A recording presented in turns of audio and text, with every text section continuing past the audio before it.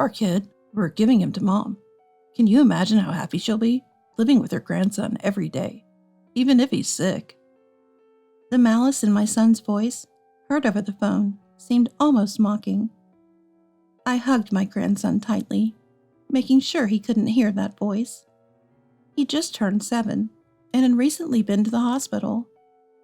There, the doctors diagnosed him with a certain illness, and my son and his wife left him at my house. Coming home from work, my heart nearly leapt out of my chest at the sight of my grandson sitting dejectedly in front of the entrance. From my grandson himself, "I was abandoned by Dad and Mom because I'm sick." I wished he could understand what this feels like for me. I immediately called my son. His response was an audacious declaration of abandonment. His wife, presumably next to him, let out a vulgar laugh. "She's near the end of her life anyway. Let the old lady take care of him, if she's so worried about getting sick." She spewed harsher words than my son and hung up the phone laughing. The call cut off unilaterally, never connected again, and I resolved to care for my trembling grandson in my arms. I'll raise him.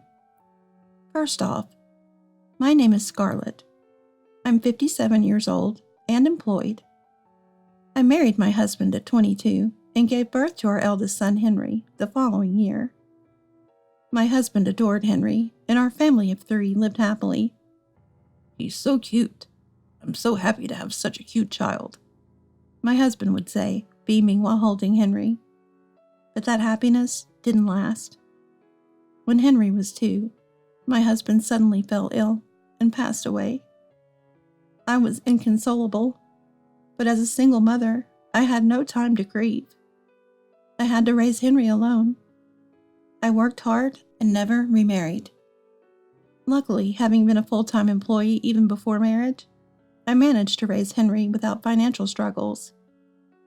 Henry is now 34. He works in a general company, but has always been somewhat frivolous and easily influenced. He landed his current job somewhat aimlessly, persuaded by a college senior. At 26, Henry married Hannah, a woman his age. Hannah was very strong-willed, and I never had a good impression of her, even during their courtship. For instance, Hannah frequently visited our home, but never once said hello or goodbye. One day, I gently brought this up. "Hannah, I'm glad you come to visit, but I'd appreciate it if you could at least say hello." Hannah responded with a sulky attitude. "Uh-huh. Why should I say that? I'm a guest. I'm doing you a favor by visiting. It's really annoying to be told what to do." I was taken aback by her defiance. "And Henry?" "Mom, don't be so stiff," he would say. I thought it was common sense to greet when visiting someone's home, but apparently it didn't apply to Hannah. Henry seemed completely under the dominant Hannah's influence. After Hannah left, I reiterated my earlier point to Henry. "Just let it go." He dismissed it. Because of such incidents, I had a poor impression of Hannah. Of course, I repeatedly told Henry to be more responsible. The 2 of them rented an apartment after marriage and lived near us. The following year, they had their first son, Noah. He was my first grandchild. Children grow up so fast, and Noah soon turned 7. One day, as I was returning from work, and my house came into view, I noticed someone sitting at the entrance. Who is that? As I got closer, I realized it was Noah.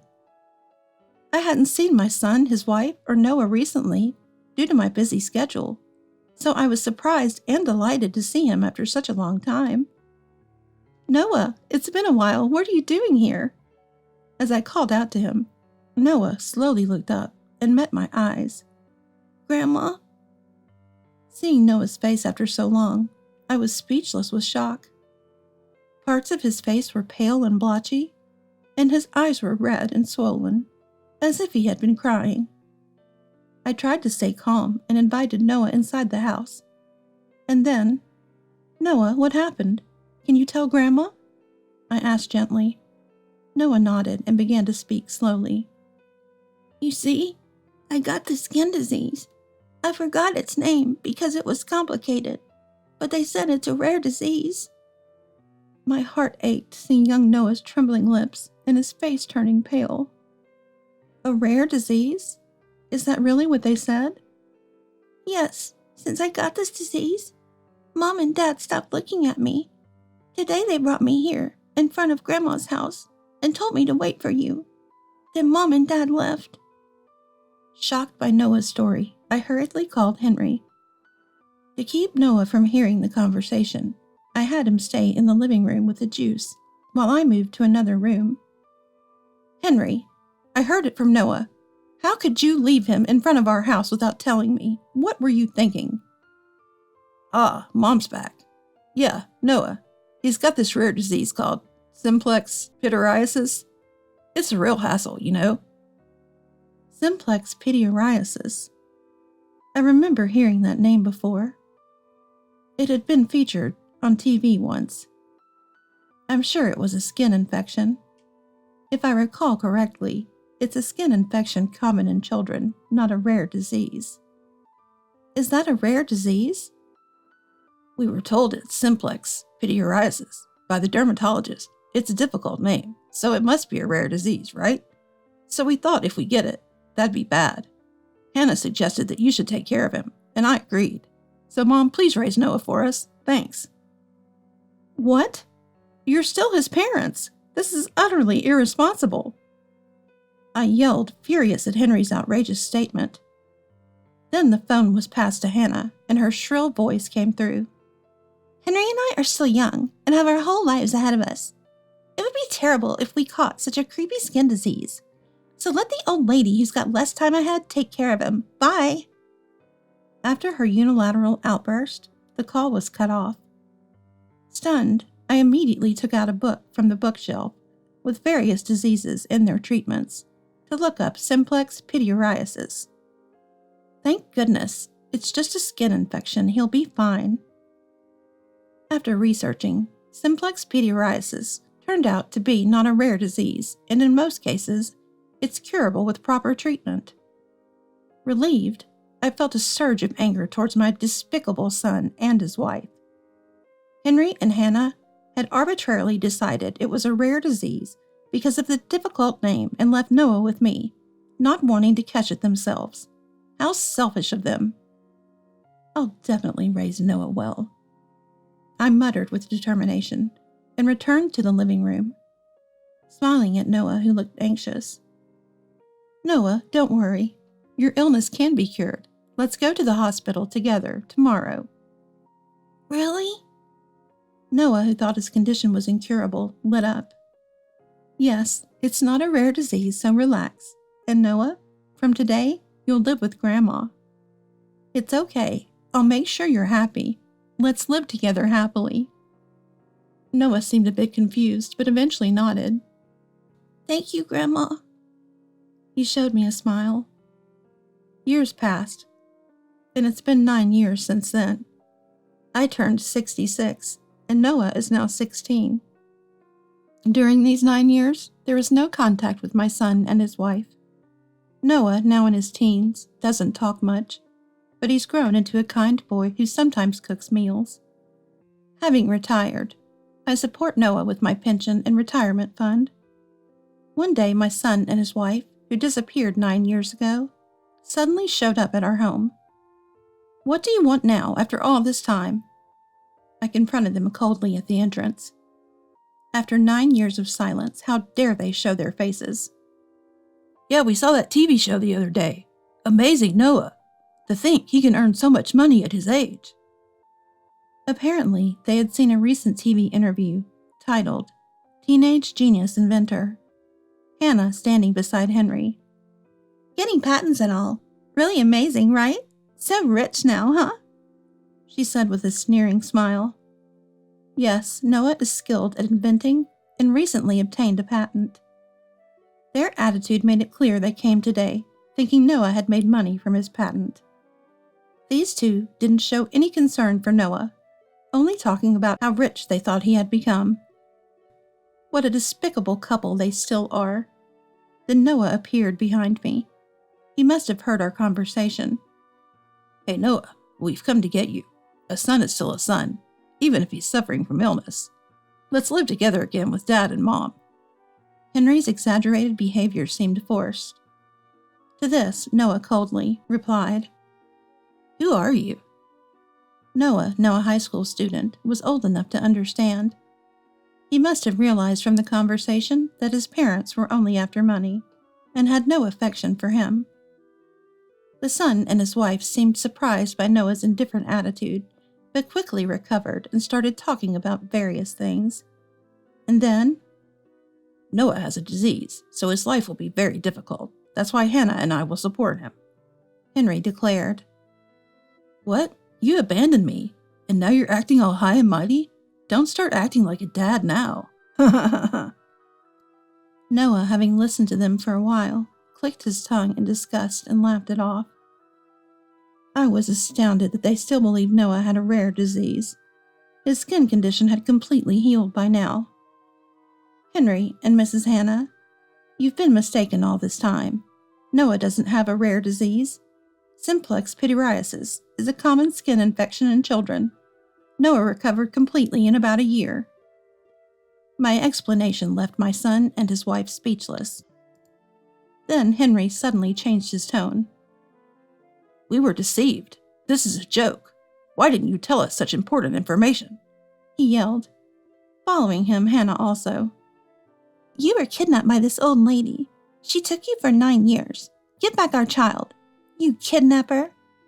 Shouted Hannah. Despite their noisy ranting, Noah calmly took out his mobile phone from his pocket and called the police. The police are on their way. Also, just to clear up any misunderstanding, getting a patent doesn't instantly make you rich. It only starts to pay off when businesses use the technology. And then I receive royalties. It's not some groundbreaking discovery, nor a widely used patent, so it's not likely I'm rich. All the money I've received so far has gone to cover materials, so I don't have any money. After Noah explained this, the couple turned red with anger. What the hell? Then why did we come here? They exploded in fury. Seeing this, Noah sighed. I don't know. You came on your own, and now you're angry for no reason. Just go home. Noah laughed, to which Henry exclaimed, Don't be so insolent. Henry's fist was clenched, ready to strike Noah, but I quickly stepped forward. Just before Henry could hit me, a loud male voice called out, Stop it! It was a police officer outside the window. Seeing Henry's aggressive stance, they had moved in quickly. Another male officer quietly entered from the front door, stepping between us and Henry. Henry swung his clenched fist, laughing as if nothing had happened. Then to Noah, Don't get cocky just because you're an inventor or something. Live with your grandma forever. He spat out these words and left. The police asked about our well-being, to which we replied we were safe.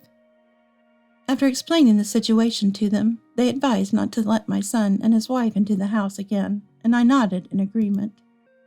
The police reassured us they would help if anything else happened. After the police left, worried about Noah's mental state. Are you okay? I asked. Even though he acted tough, being treated like that by his own parents must have hurt. But Noah said, It would be a lie to say I'm not shocked.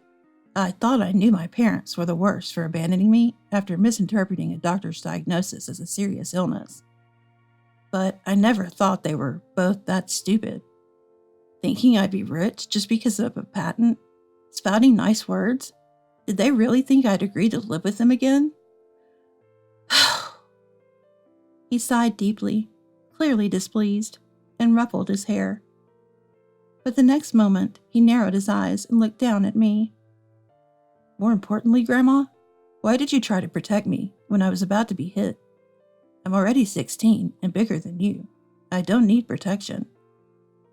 Noah told me this with an exasperated tone. I couldn't help but feel the same. What are you talking about? No matter how old you get, you want to protect your child. It's not about how big you are. I answered him seriously, and Noah groaned in a low voice before turning his back. I'd hate it more if you got hurt, he said awkwardly and went back to his room. It seems he was worried about me. I felt happy, realizing Noah had grown up to be kind. After that, I immediately contacted a certain person. A few days later, I, along with that person, went to the house where my son and his wife now lived. As I rang the doorbell, Henry lazily opened the door and was shocked to see me and the person beside me. John? Why? The person next to me was Henry's friend, John. Startled by Henry's voice, Hannah also came from the back. Mr. John? Her face turned pale. Ignoring me, the couple trembled at John's visit. It's been a while, Henry and Hannah. John spoke, and Henry with intense curiosity asked, How did you find this place? I answered Henry's question. When you came to our house the other day, you were bragging to Noah that you now live in a house in Portland. I didn't miss that. What? But how did you know exactly where we live? We didn't mention the specific address, Henry said in a panic. Right, that's why I hired a private detective to locate your address. Private detective? That's unfair. It's no different from stalking. Then you were easily found. That's why I contacted John, and the two of us came to see you today. It's cowardly to use a public trust. It's no different from a stalker. Henry screamed, but John glared at him. I have no sympathy for scammers. More importantly, Henry, Hannah, I want my money back. John's firm voice filled the room. At his words, the couple shuddered in surprise. Yes, John, a friend of Henry, had lent them money. I learned about this fact after my son and his wife had disappeared. John came to my house, saying he had lent them money, but couldn't contact them anymore. He thought they might have returned to their parents' house because they were struggling, so he came to ask. He had asked me to contact him if I found out where they were. You two, John said you borrowed $5,000 from him, saying Noah had a serious illness and you were in dire need of money. You exploited his sympathy. My words made the couple look down, trembling. It's not just John. You borrowed money from many others, using the same story. And when repayment became difficult, you abandoned Noah and disappeared without paying anyone back. You've exploited people's kindness and done something truly despicable. No, but we really thought Noah had a serious illness. That's right. We borrowed the money because we believed that. The couple tried to excuse themselves, but I yelled at them, completely appalled. What are you saying? Even if you thought that, you didn't do anything for Noah's treatment. You took him to the dermatologist once and then just left him, not spending a single penny. Where's the money you borrowed from your friends? It's not used for treatment, so you must have it, right? Of course you don't. It must have been spent on your enjoyment. You are the worst as parents and human beings. Have some shame. The son and his wife fell silent. The reason you left Noah at my house wasn't because you were afraid of his illness being contagious, but to default on the money you borrowed from others. You started going on frequent trips and wearing only branded items months before you abandoned Noah. No, but we really didn't want to be around Noah because his illness was creepy. Even now, the couple kept making excuses, and their words were utterly despicable. I sighed deeply. Noah was lucky not to be raised by parents like you. Otherwise, he might have ended up with a distorted personality because of you. I'm glad he's grown up to be so kind and respectable. The couple looked sulky and unconvinced. John then said to them, I have a rough idea of the other friends who were victims, so I plan to contact them and start a class action lawsuit against you two. Be prepared. His tone was stern. A lawsuit? Wait a minute. Isn't that a bit too much? Too much? How? Unless you say right now that you'll repay me and everyone else in full. But you've already spent all that money, haven't you? John's questioning left the couple speechless. I never imagined I'd be betrayed by you, Henry, a longtime friend. After you two disappeared, I became distrustful of people for a while. I will never forgive you." John glared at them with hatred in his eyes. I also told my son and his wife, "You don't have to worry about Noah. He's a high school student now, capable of thinking for himself, so please don't contact him." And with that, I cut ties with him. Months later, despite being threatened, Henry and his wife still hadn't repaid the money. The couple faced a class action lawsuit from people they had borrowed money from. The amount each person loaned was less than $10,000, but it totaled a significant sum, leaving them unable to repay the debt. They had to sell the house they bought just a few years ago. Most of the proceeds went to the mortgage, and the little left was used to pay the compensation. I couldn't believe they had to sell their residence, their most valuable asset. But they had planned to come to my house, so they decided to sell it. I found out about this after the lawsuit had been going on for a while. Henry called me in a rage. "Mom, hey, our house is gone. What's going on?" "I sold it. Just like the for sale sign says. You can see that, right?"